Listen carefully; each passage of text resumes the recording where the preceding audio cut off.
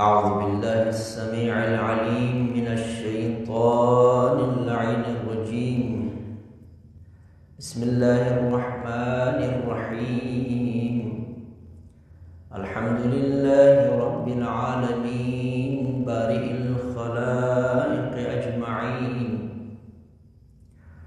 والصلاة والسلام والتحية والإكرام على سيد الأنام رحمة للعالمين، البشير النذير، السراج المنير، الطهر الطاهر، الرسول المسدد، المصطفى الأمجد، حبيب إله العالمين أبي القاسم المصطفى محمد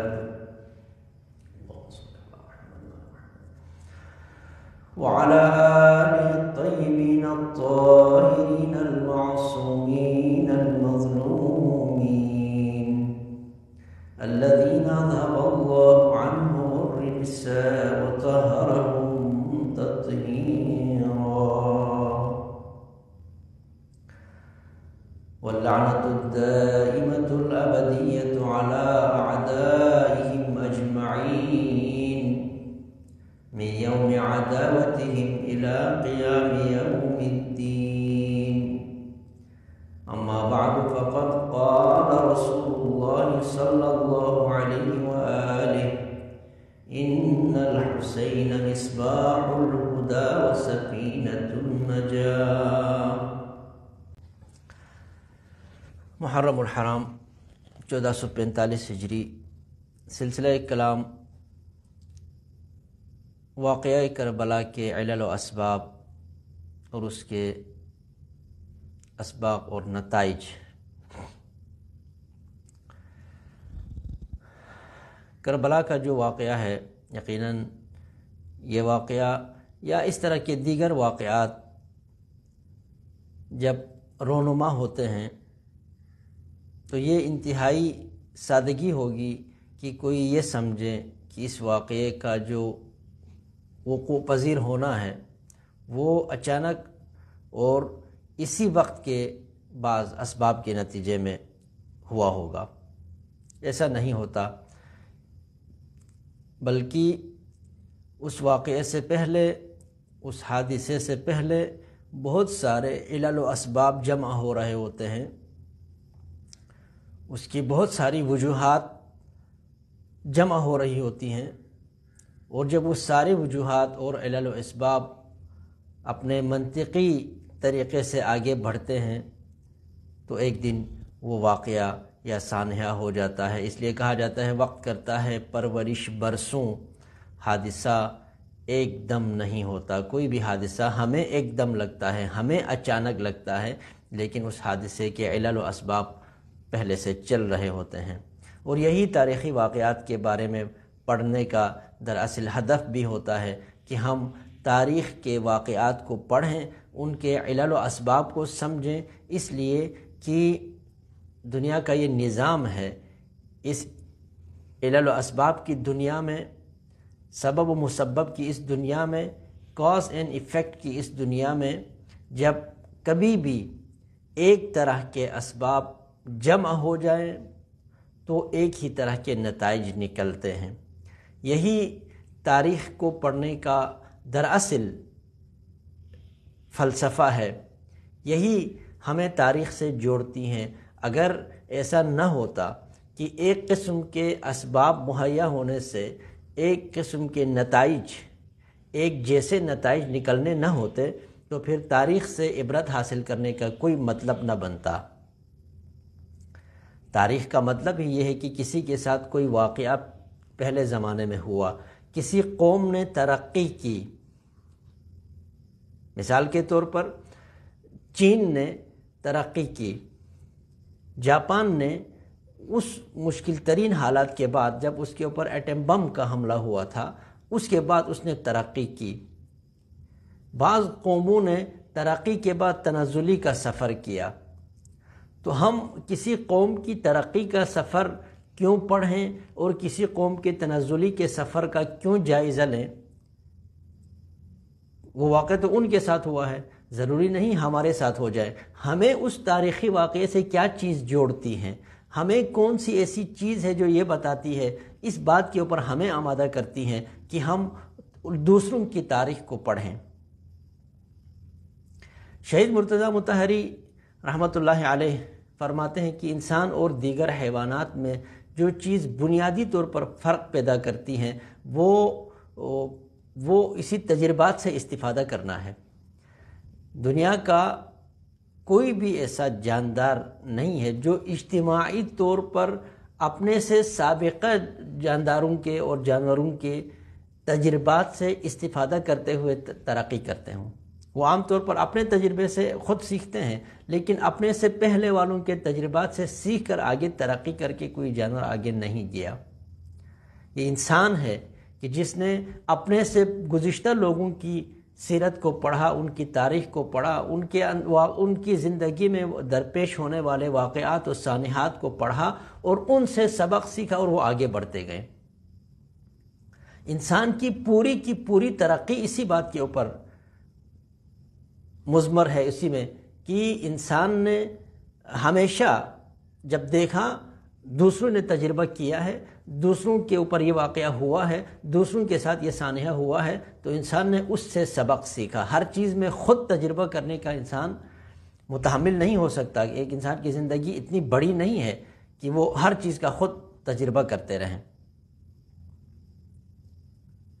لہذا تاریخ سے ہمیں یہی نقطہ جوڑتا ہے کہ کہیں پر بھی جب ایک جیسے علل و اسباب پیدا ہو جائیں تو ایک ہی جیسے نتائج کا آنا یقینی ہوتا ہے۔ اس لیے ہم سابقہ امتوں کے ترقی کے اسباب کو پڑھتے ہیں اور یہ سمجھتے ہیں کہ وہی ترقی کے اسباب اگر ہم نے اپنے اندر ایجاد کر لیے تو ہم ترقی کر جائیں گے۔ ہم گزشتہ امتوں کے تنزلی اور ان کی تباہی کے اسباب کو پڑھتے ہیں اور یہ سمجھتے ہیں، یہ یقین رکھتے ہیں کہ اگر یہی اسباب ہمارے اندر پیدا ہو جائے تو اس امت نے بھی تباہ ہو جانا ہے۔ اس لیے قوموں کی ترقی، قوموں کی جو تاریخ ہے ترقی یا تنزلی کی، اس کی اہمیت ہوتی ہے، اس سے ہم جڑے ہوتے ہیں۔ واقعہ کربلا کو بھی اس کے علل و اسباب کے ساتھ سمجھنا بہت ضروری ہے۔ اس کے ان روٹس کو جاننا ضروری ہے، ان اصول کو جاننا ضروری ہے جن کی وجہ سے کربلا جیسا واقعہ پیش آیا، اور کربلا کے اس واقعے کی اصل اہمیت کا اندازہ ہوگا ہی تب جب ہم اس کے علل و اسباب کو سمجھیں گے، ورنہ علل و اسباب سے کٹ کر اگر ہم واقعہ کربلا کو دیکھیں تو واقعہ کربلا ایک ایسا سانحہ ہے جہاں ظلم ہوا، ستم ہوا، لیکن ہم صرف اس بات کے اوپر نہیں روتے کہ کسی کے اوپر ظلم ہوا ہے یا ستم ہوا ہے، اور اس رونے کی کوئی اہمیت بھی اتنی نہیں ہے، اس لیے کہ خود یزیدی فوج کے افراد بھی خود ستم بھی کر رہے تھے، خود ظلم بھی کر رہے تھے اور وہ رو بھی رہے تھے۔ تو اس رونے کی اتنی زیادہ کوئی اہمیت نہیں ہے۔ دراصل کربلا کو بار بار سننا، کربلا کا ہر سال تذکرہ کرنا، ہر روز تذکرہ کرنا، بلکہ جو فرمایا نا کل ارض کربلا و کل یوم عاشورہ، ہر روز عاشورہ ہے، روز عاشورہ کو یاد کرنا، اس کی وجہ یہ ہے کہ آپ اس کے علل و اسباب کو سمجھیں۔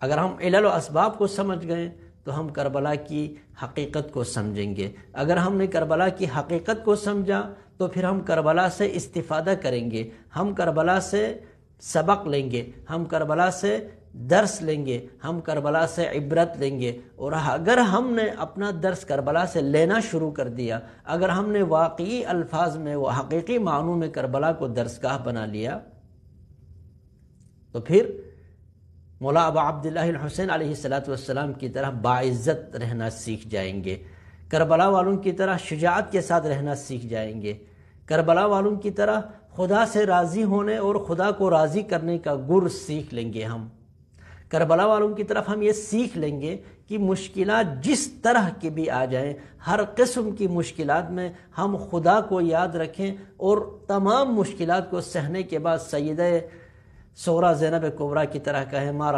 رأیت الا جمیلا، ہم نے تو خوبصورتی کے علاوہ کچھ بھی نہیں دیکھا۔ یہ کوئی لہجے میں، کوئی ایک لمحے میں بننے والا نظریہ نہیں ہے۔ اس نظریے کے پیچھے ایک ایمان ہے، ایک عقیدہ ہے، تو اس نظریے کا ایک سبب ہے۔ ان کو اگر ہم نے سمجھ لیا تو پھر ہم اس موقف پر آ جائیں گے۔ ہمارا اور کربلا کے شہداء کا جو موقف ہے وہ ایک ہوگا۔ اگر موقف ایک ہوا تو ہمارا انجام ایک ہوگا، ہمارا طرز حیات ایک ہوگا، ہم ایک قسم کی زندگی گزارنے لگیں گے۔ اگر ان کی طرح کی زندگی میسر ہوئی تو انہی کی طرح کی موت میسر ہوگی۔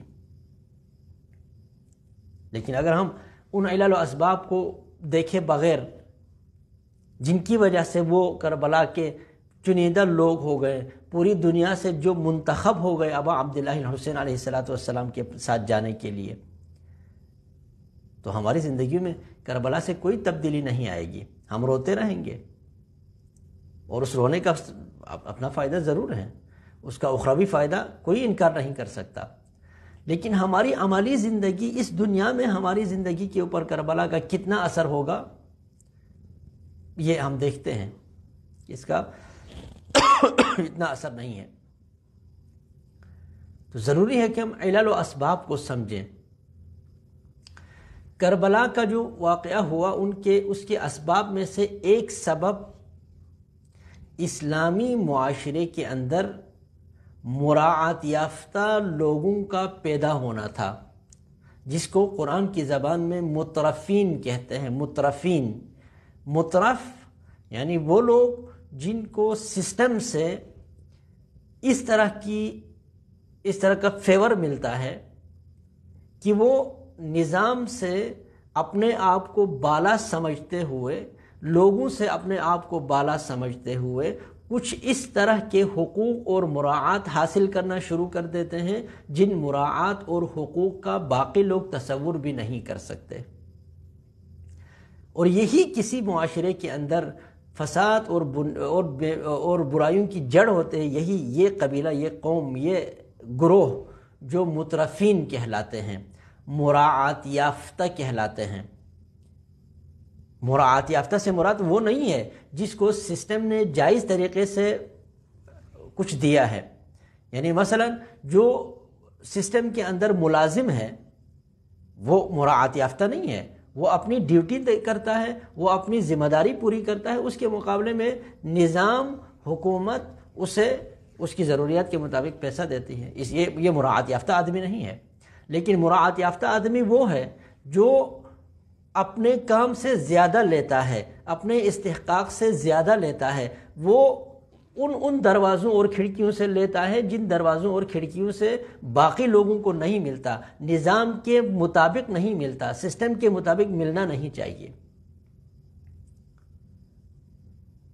وہ ایسا ہوتا کیوں ہے؟ وہ کہیں نہ کہیں سسٹم کی یا سسٹم کو چلانے والوں کی کسی نہ کسی کمزوری کو وہ پکڑے ہوتے ہیں، اور اس کمزوری کو وہ اپنی طاقت بنا لیتے ہیں، اور اس طاقت کے نتیجے میں وہ سسٹم سے فائدہ اٹھانا شروع کر دیتے ہیں۔ اور جب اس سسٹم کی کمزوری سے جب وہ فائدہ اٹھا رہا ہوتا ہے تو یہ انسان ہمیشہ چاہتا ہے کہ یہی سسٹم برقرار رہے۔ یہ انسان ہمیشہ یہ چاہتا ہے کہ اس سسٹم کو دوام ملے، کیونکہ یہ وہ سسٹم ہے جس کی کمزوری اس کے ہاتھ میں ہے، اور اس کمزوری سے یہ فائدہ اٹھا رہا ہے۔ اس کو یہ یقین نہیں ہوتا کہ اگر یہ نظام تبدیل ہو گیا تو کل دوسرے نظام کے اندر بھی یہی مراعات یافتہ میں سے ہوگا، کیونکہ یہ کسی میرٹ کے اوپر نہیں ہے، کسی قابلیت کے اوپر نہیں ہے، بلکہ وہ نظام کی کمزوری سے فائدہ اٹھا کر وہ استفادہ کر رہا ہوتا ہے، مترفین میں ہے، وہ مراعات یافتہ ہو چکا ہے۔ اس لیے خداوند متعال یہ ارشاد فرماتا ہے وَمَا أَرْسَلْنَا فِي قَرْيَةٍ مِّن نَذِيرٍ إِلَّا قَالَ مُتْرَفُوهَا إِنَّا بِمَا أُرْسِلْتُمْ بِهِ كَافِرُونَ۔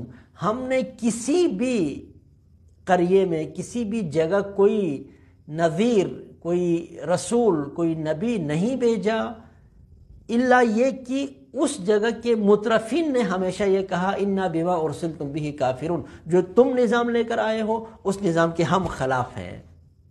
یعنی جو بھی نبی آتا، جو بھی پیغمبر خدا کی طرف سے احکام لے کر آتا ہے، تو سب سے پہلے جس طبقے سے اس کا سامنا ہوتا ہے وہ مترفین ہے، اس پہلے والے نظام کے مراعات یافتہ لوگ ہیں، اس پہلے والے نظام سے استفادہ کرنے والے لوگ ہیں، اس پہلے والے نظام کی کمزوریوں اور خامیوں سے فائدہ اٹھانے والے لوگ ہیں۔ وہ لوگ سب سے پہلے یہ نہیں پوچھتے تھے کہ آپ نظام جو لے کر آئے اس نظام کی خاصیت کیا ہے، اس نظام کی خوبی کیا ہے، یہ جس نظام کو آپ تبدیل کرنا چاہتے ہیں اس نظام کی خرابی کیا ہے۔ نہیں، انا بما ارسلتم بہ کافرون، جو بھی آپ نظام لے کر آئے ہیں اس نظام کی جو بھی خصوصیت ہے، انا بما ارسلتم بہ کافرون، ہم اس کے خلاف ہیں، ہم اس کا انکار کرتے ہیں۔ کیوں؟ اس لیے کہ ہمارے لیے یہ نظام سوٹ کرتا ہے، ہماری اسی نظام میں عزت ہے، ہم اسی نظام کے مراعات یافتہ ہیں۔ اگر آپ نے اس نظام کو چینج کر دیا، اس نظام کو آپ نے ختم کر دیا، تو پھر اگلے والے نظام میں ہم مراعات یافتہ نہیں ہوں گے کہ اس کی کمزوریاں ہمارے پاس نہیں ہیں۔ اس نظام کی کمزوریاں اور خامیاں اس وقت ہمارے ہاتھ میں نہیں ہیں کہ ہم ان سے استفادہ کر سکیں۔ یہ نظام ہے جس کی کمزوریاں ہمارے ہاتھ میں ہیں، اور جس نظام کی کمزوریاں ہمارے ہاتھ میں ہیں وہ مترفین یہ چاہتے ہیں کہ یہی نظام برقرار رہیں، اس نظام سے کوئی نہ چھیڑیں، یہاں کوئی اصلاح کی بات نہ کریں، یہاں کوئی لوگوں کی زندگی میں اچھائی بہتری لانے کی کوشش نہ کریں۔ یہ صرف پیغمبروں کے ساتھ نہیں ہے، صرف پیغمبروں کے ساتھ نہیں ہے، بلکہ یہ ہر زمانے کے ہر مصلح کے ساتھ یہی رویہ ہے۔ شہید باقر صدر بہت خوبصورت جملہ کہا کرتے تھے کہ ہر معاشرے میں لوگوں کو ناصح پسند ہے، ناصح پسند ہے، لیکن مصلح لوگوں کو پسند نہیں ہوتا۔ ناصح اور مصلح میں فرق ہوتا ہے۔ ناصح کون ہے؟ جو لوگوں کو صحیح غلط کے بارے میں بتائیں، لوگوں کو اچھی باتیں بتائیں، لیکن جو اچھی باتوں کے اوپر عمل نہیں کرتے ان کو روکنے، ان کو جبری ان کو بہتری کی طرف لانے، جبری ان کو لوگوں کے حقوق ادا کرنے کے اوپر وہ اس طرح کا کوئی کام انجام نہیں دیتا۔ وہ اچھائی برائی کے بارے میں باتیں کرتا ہے، لیکن عملی طور پر منکرات کو روکنے کے لیے، معروف کو جاری کرنے کے لیے معاشرے میں عملی طور پر جو مظلوم طبقہ ہے اس کے حق کو واپس لانے کے لیے وہ عملی اقدام نہیں کرتا۔ جو اس طرح کا ناصح ہوتا ہے وہ معاشرے میں سب کو پسند ہوتا ہے۔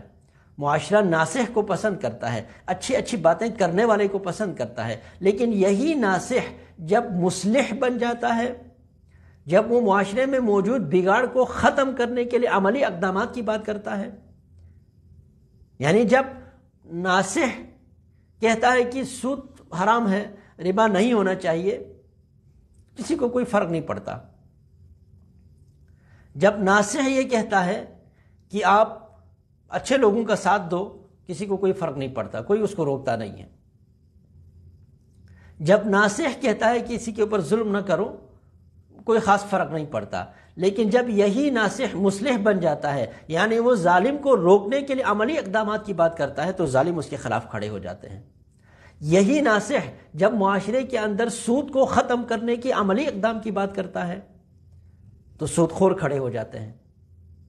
یہی ناصح جب معاشرے میں اچھے لوگوں کو آگے لانے کی کوشش عملی طور پر کرنا شروع کر دیتا ہے، جب وہ معاشرے میں لوگوں کو عملی طور پر اس بات پر آمادہ کرنے کی کوشش کرتا ہے کہ آپ اپنی قیادت سے اپنے لا تعلق نہ ہو جائیں، آپ اچھے لوگوں کا انتخاب کریں، آپ اچھے لوگوں کو سامنے لے آئیں، پڑھے لکھے لوگوں کو سامنے لے آئیں، ان لوگوں کو سامنے لے آئیں جو دیانتدار ہوں، ان لوگوں کو سامنے لے آئیں جو آپ کے مسائل کو سمجھ سکیں، ان لوگوں کو سامنے لے آئیں جو ذاتی مفاد کے لیے آپ کا ووٹ فروخت نہ کریں، ذاتی مفاد کے لیے آئے آپ کی رائے کو فروخت نہ کریں۔ جب وہ مصلح بن جاتا ہے معاشرے میں، تو وہ لوگ جنہوں نے استفادہ کیا ہوتا ہے، وہ لوگ جو عام آدمی کی سادگی سے استفادہ کرتے ہیں، وہ لوگ جو عام لوگوں کے جذبات سے کھیلتے ہیں، وہ اس کے مقابلے میں کھڑے ہو جاتے ہیں۔ یہ طریقہ ہے، یہ نظام ہے، یہی چلتا آ رہا ہے۔ اس لیے خدا فرماتے ہیں یہ مترفین کی یہ سنت ہے، ان کی یہ عادت ہے، ان کی ایک طرح سے فطرت یہ ہے۔ وَمَا أَرْسَلْنَا فِي قَرْيَةٍ مِّن نَذِيرٍ إِلَّا قَالَ مُتْرَفُوهَا إِنَّا بِمَا أُرْسِلْتُمْ بِهِ كَافِرُونَ۔ ہم جو بھی تمہارا سسٹم ہے، جو بھی نظام تم لے کر آئے ہو، جو بھی شریعت تم ابھی لے کر آئے ہو، اس شریعت کے ہم خلاف ہیں، اس شریعت کو ہم نہیں مانتے۔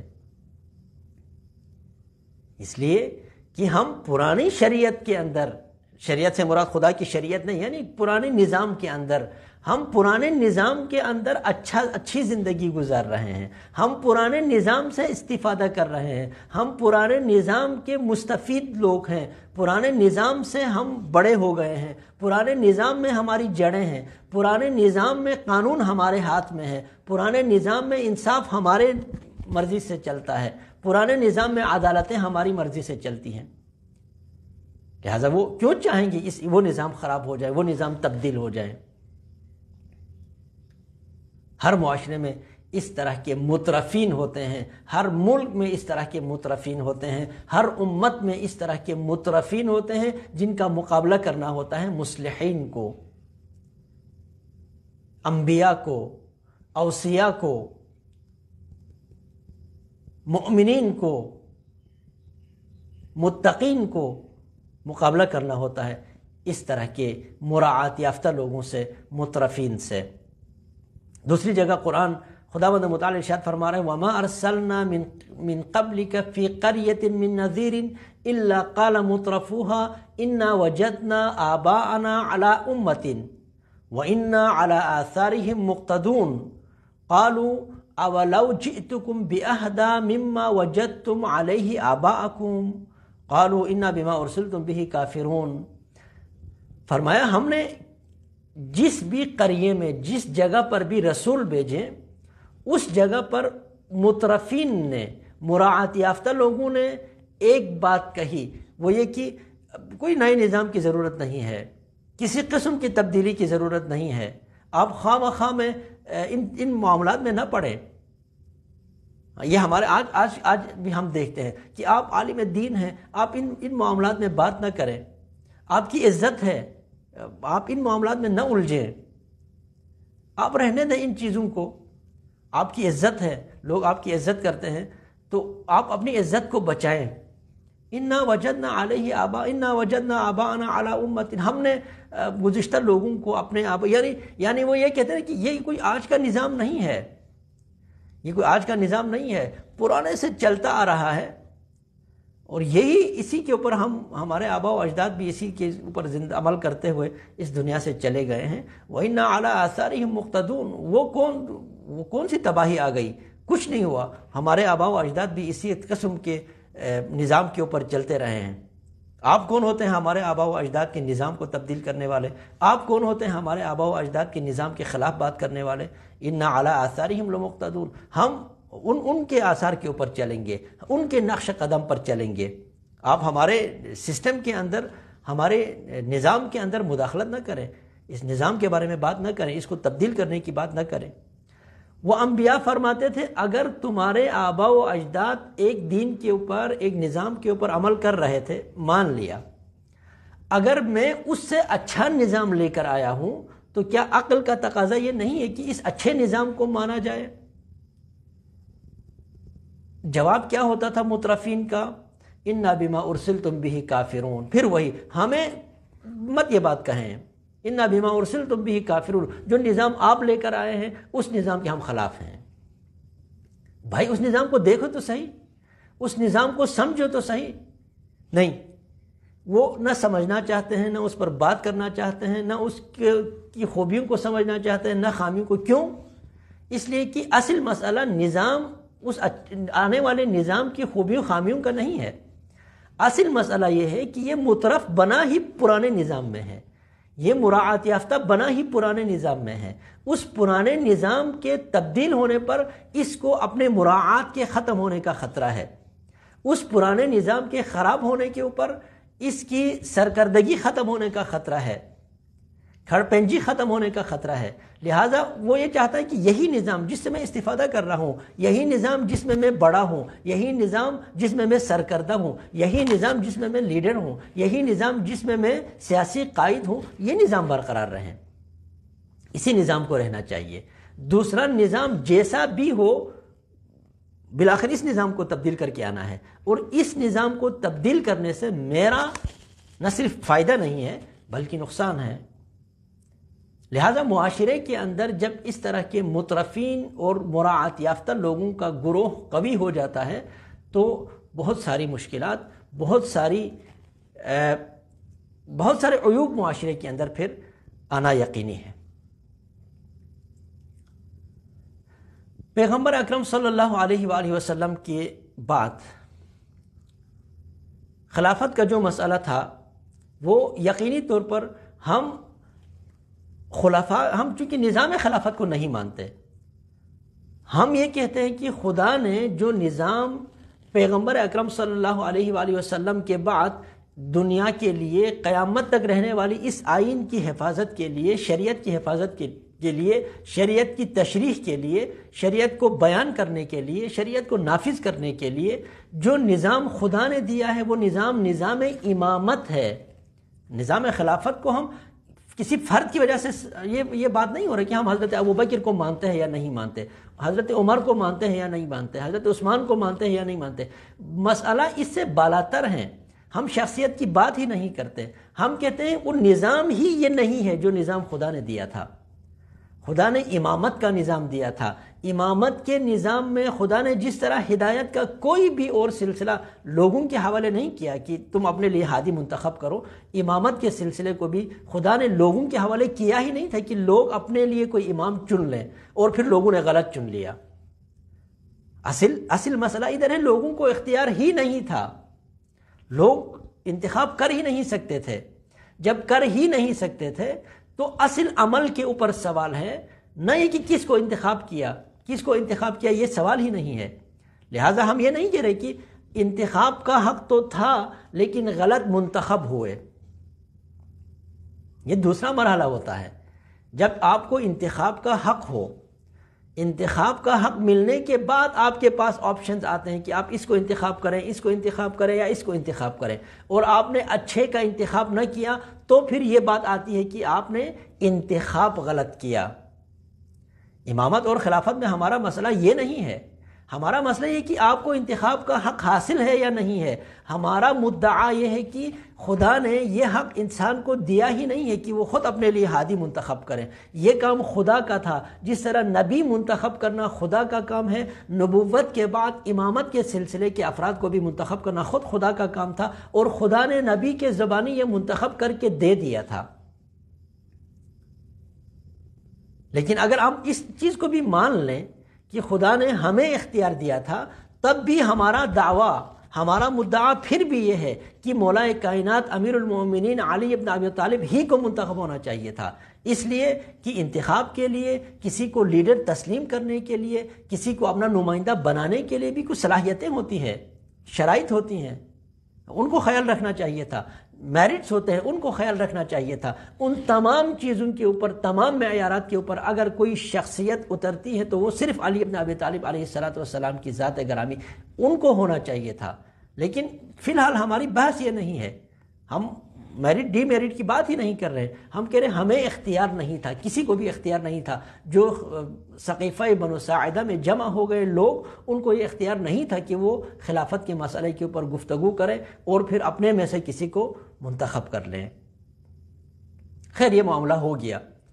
اب جیسے بھی ہو گیا، امت دو حصوں میں تقسیم ہو گئی. ایک وہ جو علی بنی ہاشم کے ساتھ، ایک وہ جو خلافت کے ساتھ، اور خلفاء کے ساتھ جو لوگ تھے ان کی کثرت تھی. ظاہر عام لوگ جس طرح ان کو بلایا جاتا ہے اسی طرف وہ چلے جاتے ہیں. تو جب یہ ہوا تو پہلے خلیفہ کے دور میں اس طرح زیادہ مترفین سامنے نہیں آئے. نظام کے اس طرح کے مراعات یافتہ لوگ پہلے خلیفہ کے دور میں نہیں تھے. دوسرے خلیفہ کے دور میں بھی اس طرح مراعات یافتہ لوگ نہیں تھے. اگرچہ انہوں نے طبقہ بندی کی تھی، کچھ قبائل کو کچھ دیگر قبائل کے اوپر، عرب کو عجم کے اوپر فضیلتیں دینا شروع کر دیے تھے، یہ حضرت عمر کے دور میں شروع ہوا تھا، لیکن پھر بھی ایک باقاعدہ طبقہ، مراعات یافتہ طبقہ ابھی وجود میں نہیں آیا۔ حضرت عثمان کے دور میں بنی امیہ باقاعدہ مراعات یافتہ طبقہ بن گیا، اور یہ تاریخ اسلام ہے، یہ ہماری بات نہیں ہے، یہ تمام مسلمانوں کے نزدیک تمام تاریخی کتابوں میں یہ باتیں لکھی گئی کہ حضرت عثمان کے دور میں بنی امیہ کو تمام عہدوں کے اوپر انہی کو فائز کیا گیا، تمام مملکت اسلامی کی دولت کے اوپر بنی امیہ کو مسلط کر دیا گیا۔ یہاں سے مترفین کا ایک سلسلہ شروع ہوا، مراعات یافتہ لوگوں کا، مراعات یافتہ ایک قبیلے کا سلسلہ شروع ہوا۔ اسی سلسلے کی کڑی تھی معاویہ کو شام میں، اب یہ جب پہلے دو خلفاء کی میں بات کر رہا ہوں تو اس سے مراد مدینہ مکے میں باقی عالم اسلام میں مراعات یافتہ اس طرح کا طبقہ نہیں تھا، لیکن معاویہ دوسرے خلیفہ کے دور میں ہی اتنا قوی ہو چکا تھا شام کے اندر کہ حضرت عمر بھی کہا کرتے تھے کہ شام بنی امیہ کے منہ میں ایک لقمہ ہے، یعنی وہ سمجھتے تھے کہ غلط ہو رہا ہے، وہ کہتے تھے کہ شام میں معاویہ مسلمانوں کا قیصر ہے، قیصر روم میں ہوتا تھا، قیصر و کسریٰ کا اسلام میں کوئی تصور نہیں ہے، اسلام میں کوئی قیصر نہیں ہوتا۔ حضرت عمر خود کہا کرتے تھے کہ شام میں معاویہ مسلمانوں کا قیصر ہے، لیکن اس قیصر کو وہ قبول کرتے تھے، برداشت کرتے تھے، کیوں؟ اس لیے کہ بنی امیہ کو خاموش رکھنے کے لیے کہیں نہ کہیں ان کی حکومت کا برقرار رکھنا، کہیں نہ کہیں ان کو گورنر بنا کر رکھنا ضروری تھا، اس لیے وہ خود کہتے تھے، یعنی یہ دوسرے لفظوں میں ہم کہہ سکتے تھے کہ ایک سیاسی رشوت تھی، جو حضرت عمر خود کہا کرتے تھے کہ شام بنی امیہ کے منہ میں ایک لقمہ ہے، یعنی یہ لقمہ ہے جسے ہم ان کے منہ میں رکھے ہوئے ہیں تاکہ وہ خاموش رہیں، تاکہ وہ ہماری مخالفت نہ کریں۔ اب جب کسی کو یہ احساس ہوگا کہ ہم اتنے امپورٹنٹ ہیں، اتنے طاقتور ہیں کہ ہمیں خاموش رکھنے کے لیے مملکت اسلامیہ کا ایک بہت بڑا حصہ ہمیں دینا پڑ رہا ہے خلیفہ کو، تو وہ احساس کرتا ہے کہ میں اس معاشرے کا مراعات یافتہ ہوں، اس معاشرے کا میں مستفید آدمی ہوں، وہ یہ چاہتا کہ یہ سلسلہ باقی رہے، وہ چاہتا کہ یہ نظام تبدیل نہ ہو، لہذا حضرت عمر کے دور میں وہ رہے، حضرت عثمان کا پورا دور وہ اسی قیصر کی طرح اپنا سلسلہ چلاتے رہے، جس طرح کی زندگی انہوں نے گزاری، جس طرح کی عیاشی انہوں نے کی، جس طرح کا معاشرہ شام کے اندر انہوں نے تشکیل دیا، یہ تاریخ اسلام کا عجیب ایک باب ہے۔ جب یہ سب کچھ ہوا، اتنا پاورفل کسی کو بنایا گیا، اس نظام کی خامیوں کو ان کے ہاتھ میں دے دے کر، نظام چلانے والوں کی خامیوں کو ہاتھ میں دے دے کر، کہ وہ جب مولائے متقیان امیر المومنین علی ابن ابی طالب خلافت پر تشریف لائے، اور علی ابن ابی طالب کی خلافت ایک ایسی خلافت تھی جس کو میں پہلے عرض کر چکا ہوں کہ ہم انتخاب کے قائل ہی نہیں ہیں، لیکن اگر انتخاب کے قائل ہوتے ہیں جیسے باقی لوگ قائل ہیں، تو اس انتخاب میں سب سے بہترین جس کا انتخاب ہوا تھا وہ مولا کائنات امیر المومنین علی ابن ابی طالب علیہ السلام کا انتخاب تھا، اس لیے کہ پہلے خلیفہ کا جو انتخاب ہوا وہ بنیادی طور پر 2-3 لوگوں نے سقیفہ بنی ساعدہ میں ان کو منتخب کیا، باقیوں سے بیعت لی گئی، باقیوں سے پوچھا نہیں گیا۔ بنی ہاشم پورے کا پورا بنی ہاشم اس فیصلے سے باہر تھا، بنی ہاشم میں سے کوئی ایک فرد بھی سقیفہ بنی ساعدہ میں نہیں تھا، علی ابن ابی طالب نہیں تھے، عباس موجود نہیں تھے، طلحہ زبیر بھی نہیں تھے، جو سرکردہ لوگ تھے۔ کچھ لوگوں نے فیصلہ کیا، عبد الرحمن بن عوف، حضرت عمر، حضرت ابوبکر، یہ لوگ گئے اور انصار کے مجمع میں جا کر ان لوگوں نے فیصلہ کر لیا، اور جس طریقے سے فیصلہ ہوا وہ تاریخ کے اندر ثبت ہے۔ پھر یہ کہا گیا کہ مسلمانوں کے اجماع کے ذریعے سے ہم نے خلیفہ منتخب کیا، حالانکہ یہ کچھ لوگوں کا اجماع تھا، خیر وہ بیعت ہو گئی۔ تو بنیادی طور پر انتخاب چند لوگوں کا تھا۔ جب دوسرے خلیفہ کی باری آئی تو ان کے انتخاب میں چند لوگ بھی نہیں تھے، صرف حضرت ابوبکر نے وصیت کی اور وصیت کی بنیاد کے اوپر حضرت عمر خلیفہ بن گئے۔ اس میں امت کہاں ہے؟ اس میں ملت کہاں ہے؟ اس میں عوام کہاں ہے جنہوں نے منتخب کرنا تھا؟ اہل حل و عقد کہاں ہے جنہوں نے منتخب کرنا تھا؟ اہل اجماع کہاں ہے جن کے اجماع کے ذریعے سے منتخب ہونا تھا؟ نہیں ہے۔ پھر حضرت عثمان کو منتخب کیا 6 افراد کی کمیٹی بنا کر، حضرت عمر نے 6 افراد کی کمیٹی بنائی، اجماع کہاں ہے؟ لیکن مولائے متقیان امیر المومنین علیہ الصلوۃ والسلام جب عثمان قتل ہوئے تو علی کے دروازے کے اوپر پورا مدینہ امٹ آیا تھا۔ علی انکار کرتے رہیں، علی کہتے رہیں کہ یہ جو تمہاری حکومت ہے اس سے مجھے کوئی دلچسپی نہیں ہے، جس طرح تم مجھ سے پہلے والے لوگوں کو دیتے رہے ہو اسی طرح کسی اور کو دے دو، میں خلیفہ کی نسبت خلیفہ کا وزیر ہونا پسند کروں گا، اس لیے کہ بگاڑ بہت آ چکا تھا۔ مولائے متقین انکار کرتے رہیں، لوگ علی کے دروازے کے اوپر امٹ آئیں اور ساری امت نے اس کو کہتے ہیں امت کا اجماع، امت کے اجماع کے ساتھ علی بن ابی طالب علیہ الصلوۃ والسلام کو خلیفہ بنایا گیا۔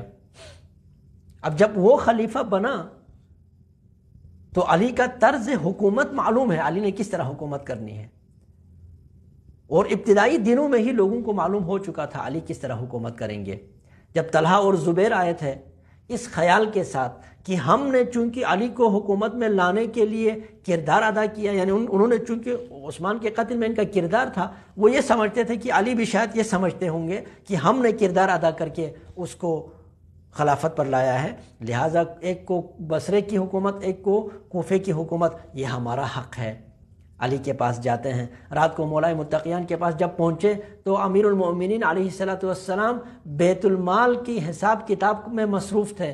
جب یہ دونوں پہنچے تو آپ نے وہ چراغ گل کر دیا، وہ بجھا دیا، اور اپنے گھر کا چراغ منگوا کر وہ جلایا۔ انہوں نے پوچھا یا امیر المؤمنین آپ نے یہ کیوں کیا، اس چراغ کو کیوں گل کر دیا، کیوں اس کو بجھا دیا اور گھر سے کیوں چراغ منگوایا؟ فرمایا میں جب تک بیت المال کا کام کر رہا تھا تو یہ میرا حق تھا کہ میں بیت المال ہی کے چراغ سے استفادہ کروں، لیکن جب تم لوگوں سے بات کروں گا تو وہ میرا ذاتی معاملہ ہوگا، میں اپنے بیت المال کے معاملے کے اوپر گفتگو نہیں کروں گا، اس لیے میں اپنے ذاتی چراغ جلا کر۔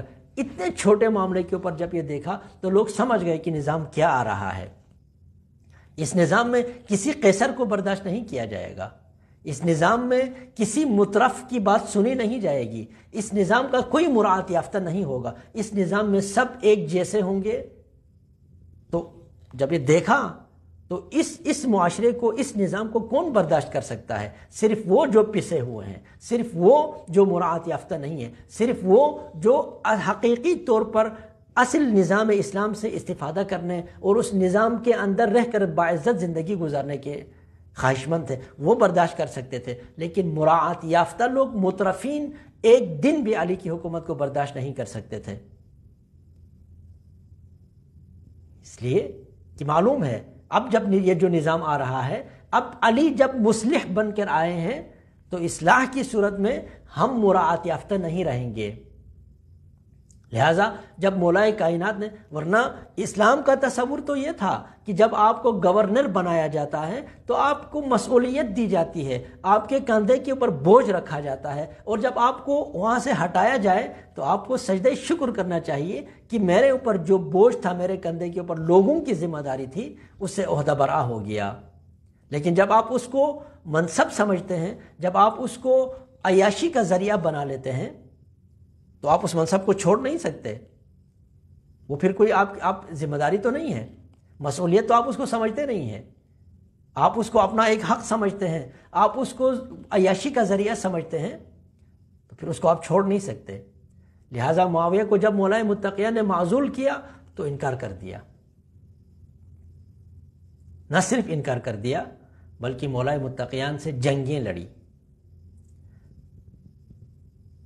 اور یہ جو مراعات یافتہ لوگوں کا وجود تھا، یہ دراصل آہستہ آہستہ کربلا کے واقعے کا سبب بنا۔ اب آخری اس میں حلقہ وصل جس کو کہتے ہیں، آخری بات اس میں یہ ہے کہ معاویہ کا امام حسن علیہ السلام کے ساتھ ایک صلح ہو گئی، اس کے اندر اس نے مان لیا کہ یزید کو وہ اپنا نائب نہیں بنائے گا، ولی عہد نہیں بنائے گا، اپنے بعد کے لیے خلیفہ کے طور پر یزید کو منتخب نہیں کرے گا۔ وہ مان گیا، اس نے تحریری طور پر یہ لکھ دیا۔ لیکن ہوا کیا؟ یہی مراعات یافتگی، یہی معاشرے کی کمزوریوں سے فائدہ حاصل کرنے والے لوگ مصر میں عمرو ابن عاص کو گورنر بنایا ہوا ہے، کوفے کے اندر مغیرہ ابن شعبہ گورنر ہیں معاویہ کا۔ معاویہ نے مغیرہ ابن شعبہ کو، یہ دونوں، یہ اسلام کی اب کیا کہا جا سکتا ہے، مسلمانوں کی بدقسمتی یہ ہے کہ ان لوگوں کو کہا جاتا ہے کہ یہ بڑے چالاک لوگ تھے، بڑے سمجھدار لوگ تھے، یعنی جس کو امام صادق علیہ السلام شیطنت کہا کرتے تھے، یہ سمجھداری نہیں ہے، شیطنت ہے، ان میں یہ شیطنت تھی۔ تو یہ دونوں افراد ہر طریقے سے، ہر راستے سے اپنا فائدہ نکالنے کے ماہر لوگ تھے۔ آپس میں چپقلش بھی رہتی تھی۔ تو جب معاویہ نے مغیرہ کو حکومت کوفہ سے معزول کیا، اس کے خیال میں یہ تھا کہ یہ بوڑھا ہو گیا، لہذا اس کو معزول کرنا چاہیے۔ مغیرہ نے سوچا کہ میرے خلاف یقیناً عمر عاص نے کچھ نہ کچھ کیا ہے۔ اب جب اس کو معزول کیا تو وہ نہیں چاہتا تھا کہ معزول ہو جائیں، کسی سے استفادہ ہو رہا ہے، یہیں سے عیاشی ہو رہی ہے۔ لہٰذا مغیرہ نے یہ سوچا کہ میں شام میں جا کر کوئی ایسا کام کروں جس کے نتیجے میں میری حکومت برقرار رہے۔ اس کے لیے اسے معاویہ کے گھر کے اندر معاویہ کے قریبی لوگوں میں سے حمایت درکار تھی، جن کی حمایت سے وہ برقرار رہ سکیں، اور وہ یزید کے مزاج کو جانتا تھا۔ لہٰذا مغیرہ چلے جاتے ہیں شام میں اور جا کر یزید سے کہتے ہیں، یزید کو یہ باور کراتے ہیں کہ میں تمہارا بہت خیر خواہ ہوں، میں تمہارے لیے بہت کچھ کر سکتا ہوں، میں تمہاری بڑی خدمت کر سکتا ہوں۔ لہٰذا وہ جا کر یزید سے یہ کہتے ہیں کہ تم اپنے بابا سے کیوں نہیں کہتے کہ تمہیں اپنا ولی عہد بنا لو، تمہارے لیے بیعت لے لو لوگوں سے، کوئی مشکل نہیں ہے، بصرہ اور کوفے کا میں ضامن ہوں، میں بصرہ اور کوفے میں تمہارے لیے لوگوں سے بیعت لے کر دکھاؤں گا، اور مصر میں عمرو بن عاص سے کہو وہ لوگوں سے تمہارے لیے بیعت لے لیں، کوئی مشکل نہیں ہے، یہ بہت آسان ہے، اور تمہارا بابا خواہ میں جھجک رہا ہے، لہذا تم اپنے بابا سے کہو کہ تمہارے لیے لوگوں سے بیعت لے لو۔ اب وہ یزید کے بارے میں اس کی کوئی ہمدردی نہیں ہے، وہ یہ نہیں سمجھتا کہ یزید اہل ہے، لیکن وہ یہ سمجھتا ہے کہ اگر معاویہ کا بیٹا میرا حامی ہو گیا، اسے یہ باور ہو گیا کہ مغیرہ میرا بڑا چاہنے والا ہے، تو یہ میری حمایت کرے گا، مجھے اپنے منصب پر برقرار رکھے گا۔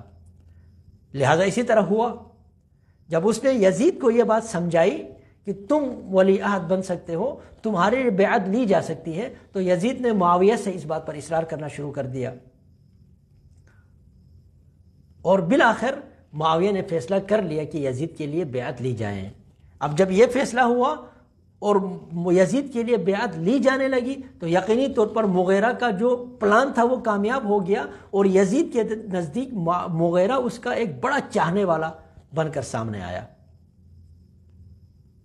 اور یہ مراعات یافتہ لوگوں کا یہی کردار دراصل یزید کو سامنے لانے کا سبب بنا، دراصل یزید کو خلافت پر لانے کا سبب بنا، دراصل یزید کو حکومت پر لانے کا سبب بنا۔ اور جب یہ یزید حکومت پر آ گیا تو اس کے اندر کوئی اہلیت صلاحیت تو تھی نہیں، کوئی شعور نام کی کوئی چیز تو تھی نہیں، دیانتداری نام کی کوئی چیز تو تھی نہیں۔ لہذا معاویہ نے جن لوگوں کے بارے میں وصیت کی تھی اپنی حکومت کی پائیداری کے لیے، چونکہ وہ ایک تجربہ کار آدمی تھا، اسے بڑا تجربہ حاصل تھا حکومت کرنے کا، لہذا اس نے جن لوگوں کے بارے میں وصیت کی یزید سے کہ ان کے اوپر سختی نہ کرنا، یہ اگر بیعت کریں تو انہوں نے کر لی، اگر بیعت نہ کی تو ان سے تمہیں چھیڑنا نہیں ہے۔ ان میں سے ایک عبداللہ ابن عمر، انہی میں سے ایک عبداللہ ابن زبیر، انہی میں سے ایک حضرت ابا عبداللہ الحسین علیہ السلام، ان کے بارے میں اس نے وصیت کی تھی کہ ان کے اوپر سختی نہیں کرنی۔ لیکن یزید جسے اچانک حکومت ملی تھی، یزید جو بڑی سلطنت کے اوپر ایک حکمران کے طور پر بالکل کسی اہلیت کے بغیر سامنے آیا تھا، وہ سمجھتا تھا کہ میری طاقت اور میری قوت کا سب کو اندازہ ہونا چاہیے. اسے یہ معلوم نہیں ہے کہ جس طاقت کا وہ اظہار کرے گا اس طاقت کے نتیجے میں اس کی حکومت کی جڑیں ہل جائیں گی. نہ صرف جڑیں ہل جائیں گی بلکہ نسل امیہ قیامت تک کے لیے گالی بن جائے گا. وہ اسے معلوم نہیں ہے، لہذا اس نے انہی کے اوپر سختی شروع کر دی شروع میں آتے ہی، جن کے بارے میں خود اس کے باپ نے معاویہ نے اس کو منع کیا تھا. تو یہ معاشرے کے اندر مراعات یافتہ لوگوں کا اس طریقے سے طاقتور ہو جانا سبب بنتا ہے کہ معاشرے کے اچھے لوگ، معاشرے کے ہمدرد لوگ، معاشرے کے مصلحین اپنا خون دے دیں. معاشرے کے مصلحین کو قتل گاہ کی طرف لے جاتے ہیں مراعات یافتہ لوگوں کا قوی ہو جانا. معاشرے کے اماموں کو، حسین جیسے لوگوں کو کربلا کی جانب دھکیل دیتا ہے. جب معاشرے میں مراعات یافتہ لوگ، معاشرے کی حکمرانوں کی کمزوریوں سے استفادہ کر کے بننے والے طاقتور لوگ جب معاشرے میں وجود میں آتے ہیں اور وہ بے پایاں طاقت حاصل کرتے ہیں تو اس طرح کے نتائج نکلتے ہیں. بار بار عرض کر کو یہ نتائج صرف ایسا نہیں ہے کہ سابقہ زمانے میں یہ نتائج نکلے اب کے بعد یہ نتائج نہیں نکلیں گے. نہیں، ہر معاشرے میں جہاں اس طرح کے مترفین وجود میں آئیں گے اس معاشرے کے مصلحین کو بالآخر قربانی دینی پڑے گی. اور جتنا دیر سے اٹھیں گے، جتنی دیر سے مصلحین کوشش شروع کریں گے اتنی ہی بڑی قربانی دینی پڑتی ہے. حضرت ابا عبداللہ حسین علیہ السلام کی جو قربانی ہے وہ دراصل آپ سے پہلے موجود لوگوں کے ان غلط طرز عمل کا نتیجہ تھا، ان حکمرانوں کے غلط انداز حکومت کا نتیجہ تھا، غلط حکمت عملی کا نتیجہ تھا کہ انہوں نے پنپنے دیا، انہوں نے مترفین بننے دیا، انہوں نے لوگوں کو حکومت سے زیادہ پاورفل بننے کا موقع دیا. ایک گورنر کو پورے مملکت اسلامیہ کے حاکم سے زیادہ پاورفل بنا دیا.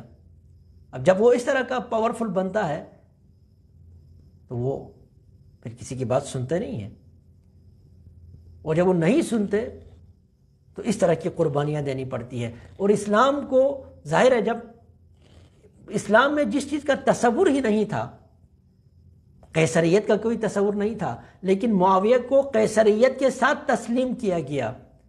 اسلام میں قیصریت کو کہیں برداشت نہیں کیا جاتا لیکن معاویہ کو قیصریت کے ساتھ برداشت کیا گیا. اب جب اس طرح اس کو حاکم بنایا گیا، اس طرح اس کو بادشاہ بنایا گیا، اس طرح اس کو قیصر بنایا گیا، تو پھر اس خرابی کو ختم کرنے کے لیے، اس خرابی کو زائل کرنے کے لیے، اس بگاڑ کو ختم کرنے کے لیے کربلا جیسا سانحہ ہونا تھا. حسین جیسے افراد کی قربانی ضروری تھی. اس لیے بسوئے شام سفر یوں بھی لازمی ٹھہرا، بسوئے شام سفر یوں بھی لازمی ٹھہرا کہ ظالموں کا ٹھکانہ حسین جانتے ہیں. ابھی حسین کو معلوم ہے کہ کس طرح اس کا علاج کرنا ہے، حسین کو معلوم ہے کہ اس برائی کو جڑ سے اکھاڑ پھینکنا ہے تو اس کو کس طریقے سے اکھاڑ پھینکنا ہے. لہذا مولا ابا عبداللہ حسین علیہ السلام نے یہ فیصلہ کیا کہ اب اس بگاڑ کا اختتام اگر کرنا ہے تو شام جانا ہوگا. لیکن حسین جانتے ہیں کہ شام تک حسین کو جانے نہیں دیا جائے گا، شام تک حسین کو پہنچنے نہیں دیا جائے گا. لہذا جب محمد بن حنفیہ نے آپ سے کہا کہ آپ عراق کی طرف سفر نہ کریں تو فرمایا شاء اللہ ان یرانی قتیلا، بھیا میرے خدا کا یہ ارادہ ہے کہ میں شہید ہو جاؤں. کیونکہ حسین کو معلوم ہے کہ اس راستے پر نکلنے کے بعد شہادت ہی اس کا انجام ہے. وشاء اللہ ان یراہن سبایا، خدا کا ارادہ یہ ہے کہ میری اہل بیت اطہار علیہ السلام کی جو خواتین ہیں وہ اسیر بن کر شام تک جائیں. اس لیے کہ حسین نہ پہنچے تو زینب اور سجاد کا شام پہنچنا ضروری تھا، کہ اصل جڑ شام میں ہے، اصل برائی شام میں ہے. اس برائی کو ختم کرنے کے لیے مصلحین کا شام پہنچنا ضروری تھا. اور یہ ہوا، تاریخ شاہد ہے کہ جب یہ مصلحین شام پہنچے تو شام کے در و دیوار ہلا کر آ گئے سجاد اور زینب سلام اللہ علیہما، لیکن وہاں تک پہنچنے کے لیے بڑی قربانیاں دینی پڑی، بڑی قربانیاں دی، اہل بیت اطہار نے بڑی قربانیاں دی۔ امام حسن مجتبی علیہ السلام کو جب زہر دیا گیا، زہر کے اثر سے آپ تڑپ رہے ہیں، حضرت زینب کبریٰ سلام اللہ علیہا اور ابا عبداللہ الحسین علیہ السلام آپ کے سرانے بیٹھے ہوئے ہیں۔ ایک دفعہ جب دیکھا ابا عبداللہ الحسین علیہ السلام گریہ کناں ہے، فرمایا بھیا حسین آپ کیوں رو رہے ہو؟ آپ صبر کریں، انسان کی زندگی میں اس طرح کے واقعات ہوتے ہیں، آپ صبر کریں، حوصلہ رکھیں۔ مولا ابا عبداللہ الحسین نے فرمایا بھیا آپ کی جب حالت دیکھتا ہوں تو مجھ سے برداشت نہیں ہوتا، آنسو خود بخود گرتے ہیں۔ تو امام حسن مجتبی نے اس وقت آنسو بہا کر کہا تھا لا یومک یومک یا ابا عبداللہ، بھیا حسین آپ کے دن کی طرح تو کسی کے اوپر نہیں آیا، آپ کی مصیبتوں کی طرح مصیبت کسی پر نہیں آیا، آپ کا جو دن ہے یوم عاشوراء اس قسم کا سخت دن کسی کے اوپر نہ آیا ہوگا، اس لیے کہ آج تو میرے سرانے بیٹھ کر زینب رو رہی ہے، آج جب میرے سرانے پر آپ جیسا بھائی بیٹھا ہوا ہے، آج جب میں اس دنیا سے چلا جاؤں گا تو مجھے دفن کرنے کے لیے آپ موجود ہیں، آپ مجھے غسل دیں گے، مجھے کفن دیں گے، مجھے نانا کے پہلو میں دفن کرنے کی اجازت ملی تو وہاں دفن کریں گے، ورنہ آپ مجھے دفن تو کریں گے نا۔ لیکن بھیا حسین آپ کا وہ دن بہت سخت دن ہوگا جب نہ میں ہوں گا نہ زینب کو یہ اجازت ملے گی کہ آپ کے اوپر گریہ کر سکے۔ اس وقت مولا امام حسن مجتبی علیہ السلام نے اپنے بیٹے قاسم کو بلا کر کہا تھا بیٹا قاسم جب میں نہیں ہوں گا میدان کربلا میں میرا بھیا حسین تنہا ہو جائے گا تو اس وقت میری جگہ میرے بھیا حسین کی نصرت کرنا۔ حسن مجتبی علیہ السلام نے اپنے 13 سالہ بیٹے کو یہ وصیت کی تھی۔ جب میدان کربلا میں حضرت ابا عبداللہ الحسین علیہ السلام نے شہداء کے نام لے لے کر سب کو بتایا کہ تم وہاں اس جگہ شہید ہو جاؤ گے، تم اس جگہ شہید ہو جاؤ گے، وہاں قاسم کا نام نہیں لیا، قاسم نے گریہ کرنا شروع کر دیا۔ قاسم کا گریہ جب دیکھا تو مولا ابا عبداللہ الحسین نے پوچھا قاسم آپ کیوں رو رہے ہو؟ فرمایا چچا جان آپ نے میرا نام نہیں لیا، کل کے شہداء میں کیا میرا نام نہیں ہے؟ فرمایا قاسم تم میرے بھائی کی نشانی ہو، میں تمہیں بتانا نہیں چاہتا تھا لیکن کل کے شہداء میں تمہارا بھی نام ہے۔ جب اصحاب و انصار ایک ایک کر کے جاتے رہیں، شہید ہوتے رہیں، جب حضرت قاسم نے چاہا کہ وہ میدان کی طرف جائیں تو کہا اپنی والدہ سے اماں جان آپ مجھے اجازت دے دو، اب مجھ سے برداشت نہیں ہوتا، میں اپنے چچا کی نصرت کے لیے میدان میں جانا چاہتا ہوں۔ حضرت قاسم کی والدہ نے انہیں اجازت دے دی، لیکن جب پہنچے حضرت قاسم ابا عبداللہ الحسین کے پاس تو حضرت ابا عبداللہ الحسین نے قاسم کو سینے سے لگایا اور فرمایا قاسم تم میرے بھیا کی نشانی ہو، میں تمہیں کس طرح موت کی طرف جانے کی اجازت دے دوں؟ حضرت ابا عبداللہ الحسین نے قاسم کو واپس کر دیا، ایک دفعہ واپس گئے، پھر واپس آئے، 3 دفعہ واپس آنے کے بعد اپنی والدہ کو ساتھ لے آئے اور حضرت قاسم کی والدہ کہنے لگے یا ابا عبداللہ کل محشر کا دن ہوگا، سب اپنے اپنی قربانیاں سید طاہرہ کے سامنے پیش کر رہے ہوں گے، سب اپنے جوان بیٹوں کی قربانیاں پیش کر رہے ہوں گے، اس وقت میں حضرت زہرا کے سامنے کس طرح شرمندہ ہو جاؤں؟ یا ابا عبداللہ میری آپ سے گزارش ہے کہ آپ قاسم کو میدان کی طرف جانے کی اجازت دے دیں۔ اس وقت روایات کے مطابق حضرت قاسم نے ایک خط بھی حضرت ابا عبداللہ الحسین کو دکھایا جو مولا امام حسن کی طرف سے تھا، اور اس میں لکھا ہوا تھا کربلا کے میدان میں جب تنہا ہو جانا تو میرے قاسم کو میری طرف سے قبول فرمانا۔ جب یہ دیکھا تو ابا عبداللہ الحسین علیہ السلام نے حضرت قاسم کو گلے سے لگایا، اتنا روئے کہ دونوں بے ہوش ہو گئے۔ حضرت قاسم کو حضرت ابا عبداللہ الحسین نے بالآخر میدان کی طرف بھیجا، میدان کی طرف قاسم گئے، بہت سے اشقیاء کو واصل جہنم کیا، لیکن ایک وقت جب صدا آئی نا، السلام علیکہ یا ابا عبداللہ، مولا ادرکنی، میری خبر لے لیں، تو ابا عبداللہ الحسین باغے میدان کی طرف، لیکن جب پہنچے وہاں تو قاسم کی لاش کے ٹکڑے ٹکڑے ہو چکے تھے۔ ابا عبداللہ الحسین فرماتے تھے قاسم میرے لیے کتنا سخت ہے کہ میں تمہاری ندا کے اوپر جلدی پہنچ نہ سکا، اور جب میں پہنچا ہوں تو بھی اس حال میں پہنچا ہوں، قاسم تمہارے لاش کے ٹکڑے میدان کربلا پر بکھر گئے ہیں۔ وَسَيَعْلَمُ الَّذِينَ ظَلَمُوا أَيَّ مُنْقَلَبٍ يَنْقَلِبُونَ۔ خدایا بحق محمد و آل محمد، بحق ذکر ابا عبداللہ الحسین ہم سب کی حاجات کو پورا فرما۔ خدایا بحق ابا عبداللہ الحسین سامعین و ناظرین کی جو بھی شرعی حوائج ہیں ان کو پورا فرما، جو پریشان حال ہے ان کی پریشانیوں کو دور فرما، جو مریض ہیں مریضہ ہیں ان کو شفائے کاملہ و عاجلہ عطا فرما، جن کو اولاد کی ضرورت ہے، جن کو اولاد کی خواہش ہے، خداوندہ بحق علی اصغر و بحق قاسم خداوندہ ان کو اولاد نارینہ عطا فرما، نیک اولاد عطا فرما۔ خداوندہ بحق محمد و آل محمد جو مال دولت کی وجہ سے پریشان ہے، جن کے ہاں غربت ہے، فقر ہے، تنگ دستی ہے، خداوندہ بحق غرباء کربلا، بحق اسرائے کربلا ان سب کی تنگ دستی کو دور فرما، رزق حلال عطا فرما۔ جو رزق حلال کے لیے دنیا کے گوشے و کنار میں سعی کوشش کر رہے ہیں، خداوندہ انہیں بابرکت رزق حلال عطا فرما۔ خداوندہ پاک پروردگار ہمیں اپنے اولاد کی تربیت کرنے کی توفیق عطا فرما۔ خداوندہ بحق محمد و آل محمد شیعیان حیدر کرار دنیا کے جس گوشہ و کنار میں ابا عبداللہ الحسین علیہ السلام کا ذکر کر رہے ہیں ان سب کو حفظ و امان عطا فرما۔ خدایا بحق محمد و آل محمد ہم سب کے گناہان کبیرہ و صغیرہ کو معاف فرما۔